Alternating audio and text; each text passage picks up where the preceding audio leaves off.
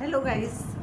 पिछली वीडियो में मैंने आपको कीन्स का रोजगार सिद्धांत पढ़ाया था और ये देखा था आप लोगों ने कि कीन्स के रोजगार सिद्धांत में प्रोपेंसिटी टू कंज्यूम की भूमिका कितनी महत्वपूर्ण होती है, यानी कि कंजम्पशन फंक्शन कितना महत्वपूर्ण होता है। कंजम्पशन को बढ़ाकर बेरोजगारी को थोड़ा बहुत दूर किया जा सकता है, ऐसा कीन्स का विचार है। तो आज इसीलिए इस टॉपिक को हमने चूज़ किया है आप लोग के साथ डिस्कस करने के लिए कि उपभोग कंजम्पशन एक्सपेंडिचर क्या होता है, कंजम्पशन फंक्शन क्या होता है, प्रोपेंसिटी टू कंज्यूम क्या होती है और ये कितने प्रकार की होती है। तो आइए सबसे पहले आपके साथ में हम डिस्कस करते हैं कि कंजम्पशन फंक्शन क्या होता है। कंजम्पशन फंक्शन का मतलब ये है कि हम कितना उपभोग करेंगे, ये हमारी आय से प्रभावित होता है। कौन सी आय? प्रश्न उठता है कौन सी आय? आय तो जितनी महीने में मिलती है हमें पूरी आय वो, या डिस्पोजेबल इनकम। तो यहाँ पर आय से अभिप्राय है डिस्पोजेबल इनकम, यानी जो कंजम्पशन एक्सपेंडिचर है वो डिस्पोजेबल इनकम से प्रभावित होता है। कंजम्पशन फंक्शन का मतलब है कि उपभोग आय पर निर्भर करता है और जैसे जैसे आय में वृद्धि होती है वैसे वैसे उपभोग में भी वृद्धि होती है। Consumption function means consumption is function of Y. ये आप देखिए, C is function of Y.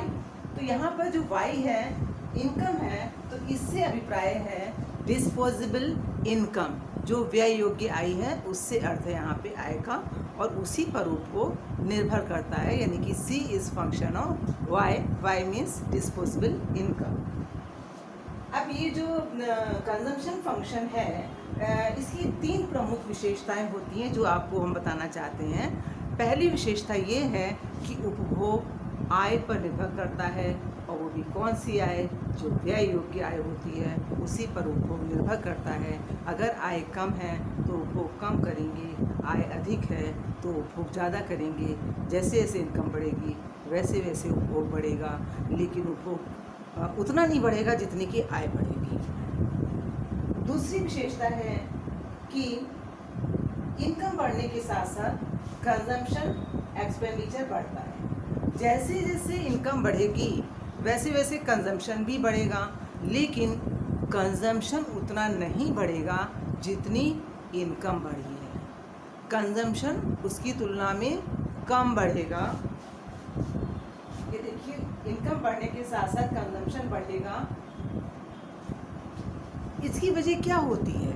आय बढ़ने के साथ साथ कंजम्पशन बढ़ता है, लेकिन कंजम्पशन उतना नहीं बढ़ता है जितनी की इनकम बढ़ती है। इसकी वजह क्या होती है बता सकते हैं आप लोग? इसकी वजह है y बराबर C+S, यानी कि कोई भी उपभोक्ता अपनी संपूर्ण आय को उपभोग पर ही व्यय नहीं करता है, बल्कि कुछ सेविंग भी करता है, जिसकी वजह से जितनी आय बढ़ती है वो बढ़ी हुई पूरी आय कंजम्पशन पे खर्च ना करके वो सेविंग भी कर लेता है। यानी कि जो इनकम बढ़ती है तो कंजम्पशन बढ़ता है, कंजम्पशन के साथ साथ सेविंग भी बढ़ती है। y is equal to C+S। Keynes के अनुसार y is equal to C+S होता है, यानी कि जो आय होती है इसको उपभोक्ता दो भागों में विभाजित करता है। एक भाग उपभोग पे खर्च करता है और एक छोटा सा हिस्सा वो सेव कर लेता है अपनी भावी परिस्थितियों का सामना करने के लिए।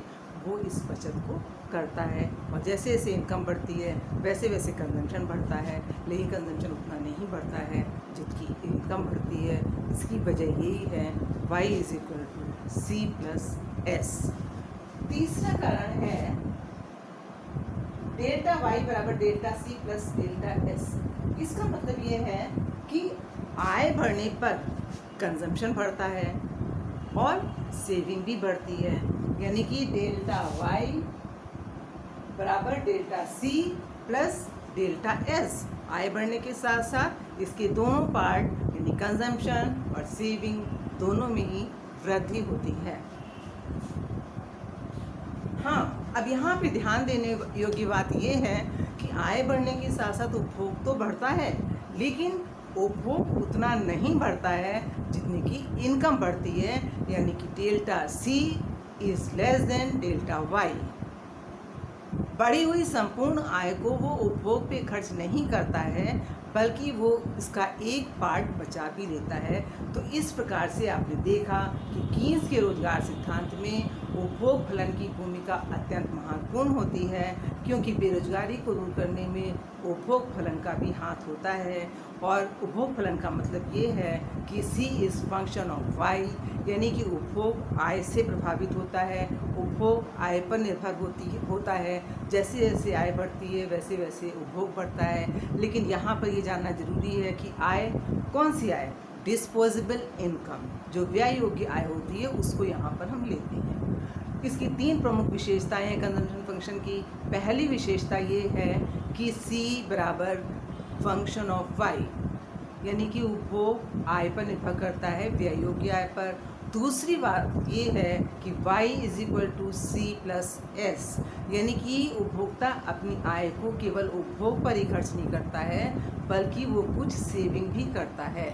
और तीसरी बात ये है कि आय बढ़ने के साथ साथ उपभोग में वृद्धि होती है, लेकिन उपभोग में उतनी वृद्धि नहीं होती है जितनी वृद्धि आय में हुई है।